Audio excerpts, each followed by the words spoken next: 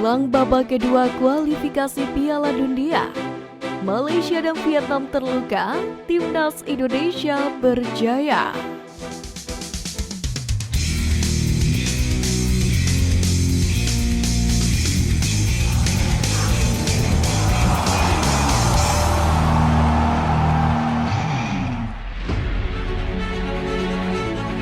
Timnas Indonesia kembali menang telak atas Brunei Darussalam di kualifikasi Piala Dunia 2026.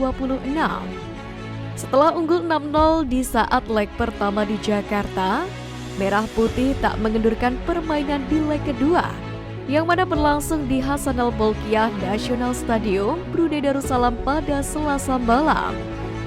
Timnas Indonesia menang dengan skor serupa 6-0. Di mana gol-gol tersebut disarankan oleh Hoki Caraka pada menit ke-6 dan 44. Gol Egy Maulana Fikri di menit 42, penalti Witan Sulaiman di menit 47, gol Rizky Ridho di menit 63, dan Ramadan Sananta di menit 82. Kemenangan ini pun membuat Indonesia menang agregat 12-0 atas Brunei, sehingga Merah Putih lolos ke putaran kedua kualifikasi Piala Dunia 2026. Tidak hanya itu, timnas Indonesia juga berhak naik peringkat di ranking FIFA usai kembali mengalahkan tim tebuan. Dengan akumulasi poin dari leg 1 dan 2, Mark Klok dan kawan-kawan berhak naik ke posisi 145, yang dengan jumlah poin sebanyak 1069,82 poin. Sementara itu di laga semalam, Sintayong juga sukses menunaikan janjinya, di mana ia mengganti hampir separuh pemain yang berlaga di leg pertama untuk masuk starting 11. Hernando Ari, Rahmat Irianto, Farudin Arianto, Sein Patinama, Ricky Kambuaya, Egy Maulana Fikri, dan Witan Sulaiman sudah masuk sejak menit pertama.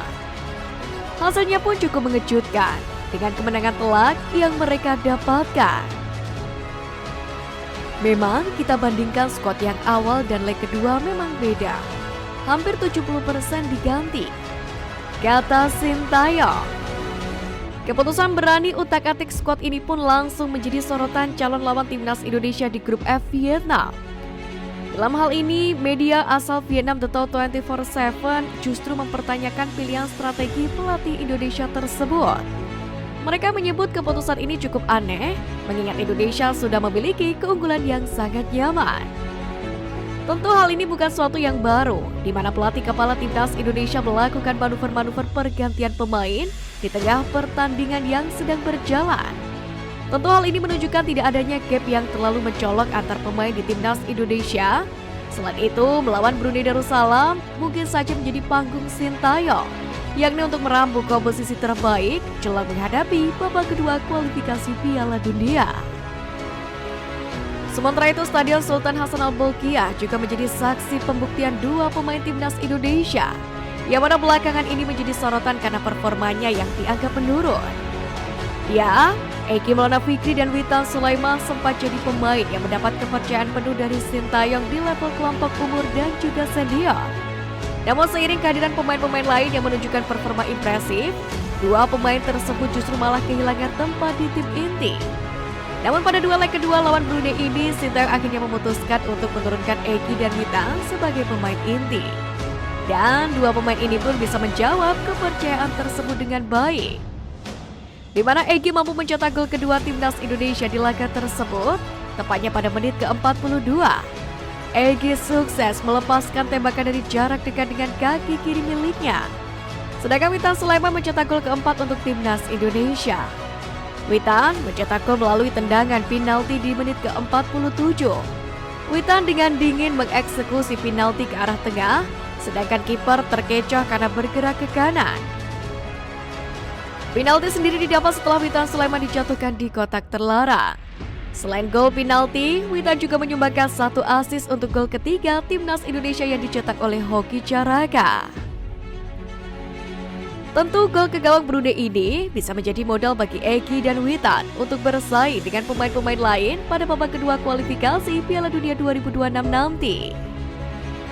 Bila Egy dan Witan bisa menunjukkan level permainan terbaik, maka hal ini akan jadi keuntungan untuk Sintayong. di mana juru racik asal Korea Selatan ini makin memiliki banyak opsi untuk menyusun formasi dalam persiapan timnas Indonesia. Selain itu, pertandingan semalam juga menjadi panggung pembuktian untuk pemain muda orbitan Sintayong, Hoki Caraka, di mana ia berhasil melesakkan 2 gol dalam kemenangan 6-0 timnas Indonesia. Gol pertama Hoki Caraka tercipta setelah memanfaatkan umpan matang Sandy Walsh. Adapun gol kedua berasal dari umpan silang Witan Sulaiman. Tentu 2 gol ini setidaknya bisa menjadi jalan pembuka bagi Hoki Caraka untuk terus membela timnas. Ini juga jadi kesempatan bagi Hoki agar dipanggil kembali pada November nanti. Pertama, saya berterima kasih kepada pelatih Sintayong yang mempercayai saya, kata Hoki Caraka. 17 Oktober, hasil gemilang dengan skor cemerlang berhasil didapatkan timnas Indonesia. Bahkan, pelatih Sintayong memberikan apresiasi kepada para punggawa Garuda karena akhirnya mampu lolos ke tahap kedua kualifikasi Piala Dunia. Di sisi lain, nasib kurang baik diterima salah satu calon lawan timnas Indonesia di grup F, Vietnam, dan satu rival bebuyutan Indonesia, Malaysia, yang mana mereka memetik hasil buruk pada 17 Oktober ini, di mana Harimau Malaya harus ditundukkan Tajikistan dengan skor 2-0 di hadapan dukungan ribuan penonton. Selain itu, dengan hasil buruk ini harapan Malaysia untuk merebut trofi juara pun harus terkubur. Serupa dengan Malaysia, Vietnam yang akan menjadi lawan timnas Indonesia di babak kedua kualifikasi Piala Dunia 2026 juga mendapatkan pukulan telak pada 17 Oktober ini.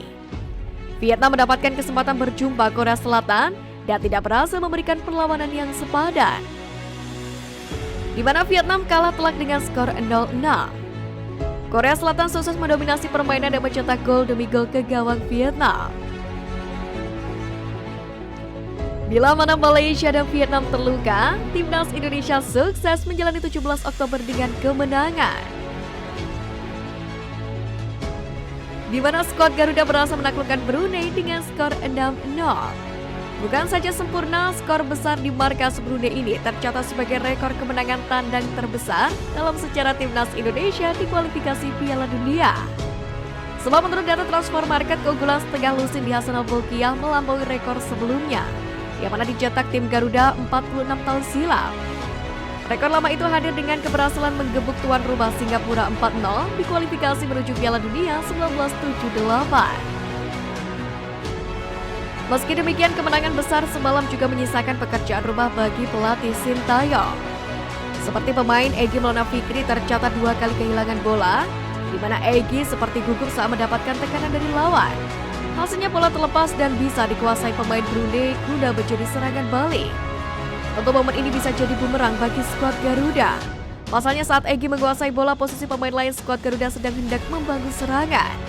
Mendapatkan serangan balik cepat bisa saja berbahaya bagi gawang sendiri karena posisi pertahanan tidak bersiap. Untuk kelemahan-kelemahan itu perlu diperbaiki oleh Sintayong dan terutama Asnawi Mangkualam dan kawan-kawan jika ingin lolos ke babak ketiga kualifikasi Piala Dunia 2026 zona Asia. Meski demikian, Ketum PSSI mengapresiasi seluruh kinerja timnas Indonesia. Ia pun mengatakan bahwa skuad Garuda siap menghadapi lawan tangguh seperti Irak, Vietnam, dan Filipina di grup F nanti. Indonesia respect dengan setiap lawan yang akan dihadapi, tapi kami juga yakin dengan kualitas timnas Indonesia siap bertempur dengan lawan manapun. Jelas Erick Thohir.